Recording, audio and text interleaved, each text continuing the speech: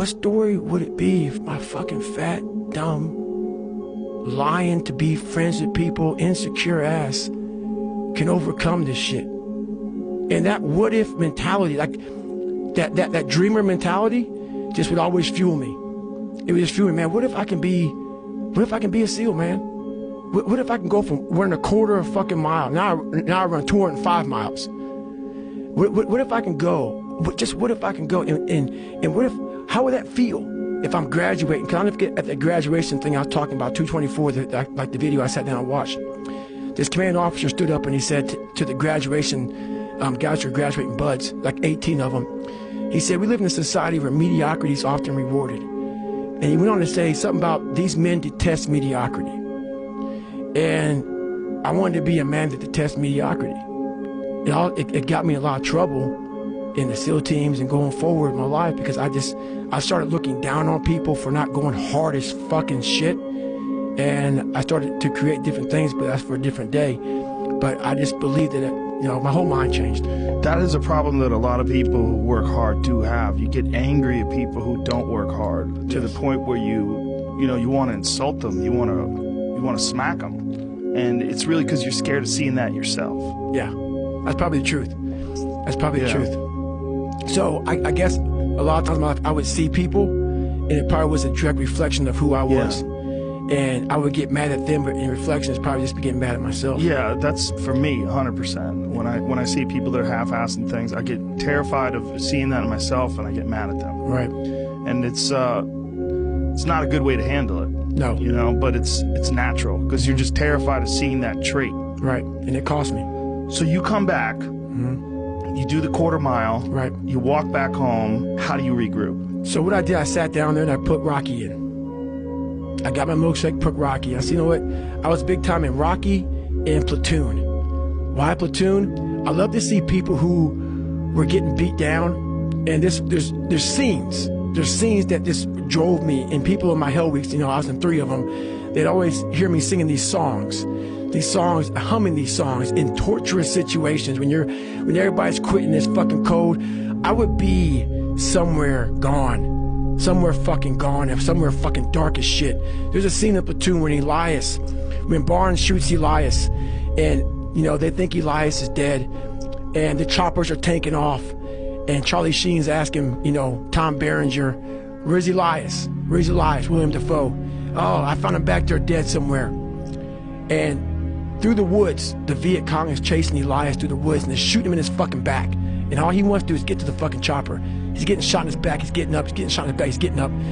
And you see this guy just fighting. I love the fucking guy who just fucking fights. And so I put these things in as reminders that you're gonna have to fucking suffer, man. This fucking .25, man, man, you're gonna have to fucking suffer. To go from this fat, insecure motherfucker to one of the best guys on the planet Earth, this journey is gonna take something that is going to be incomprehensible to most people. And these different visualizations, how I visualize in my self-talk, it became so nasty and dirty that I almost liked the fact that I went .25. So it became from being defeated to like, man, all right, motherfucker, maybe tomorrow we can go .75. It just became this different mindset. I turned negatives into positives. So I would take it like, who would even think about doing this? So I would sit on my couch saying, who at 297, who can't fucking swim that great, who's scared of the fucking water, would have the fucking balls, to fucking man up, quit a job, and go and just put everything on himself. So it's how I started talking to myself and putting myself in a whole different category, and that would fuel me the next day, and I just kept using that as fuel. No one would do this shit.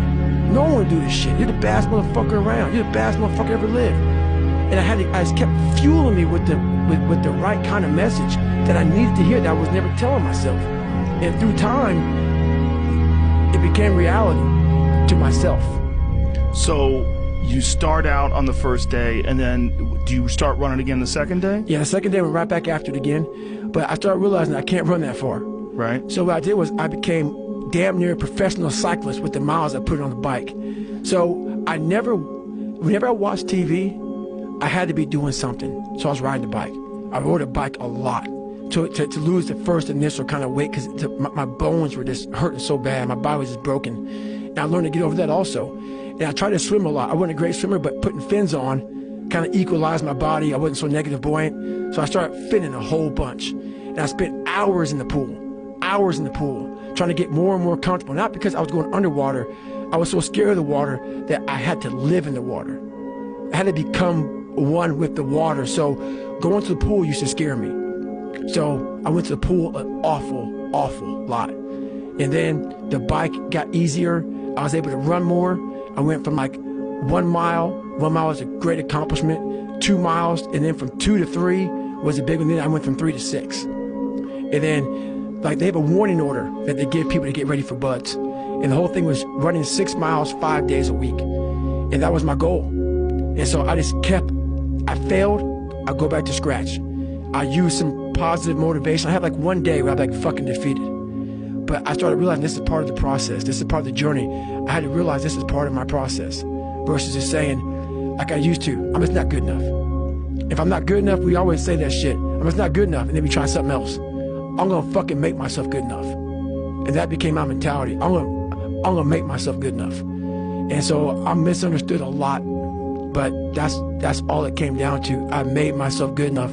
And the days I couldn't run that far, the next week, I would do 2-a-days. So like on the running, if I ran a quarter of a mile, I wait a fucking couple hours, it'd haunt me, bother me. I try to run a half mile the next time, same day. You can do more than this. If I had to walk, I had to walk. It just became just a process of grinding and grinding, and grinding is not even a good word for it. It's not even a good word for it. And just going further and further. And then when I got through running, I go to the bike, I go to the pool. If I got tired somewhere, my legs were tired, I go to the gym. And I developed this crazy workout where I was doing volume, like 200-300 reps of like very lightweight. People always say, how come you don't have any like loose skin?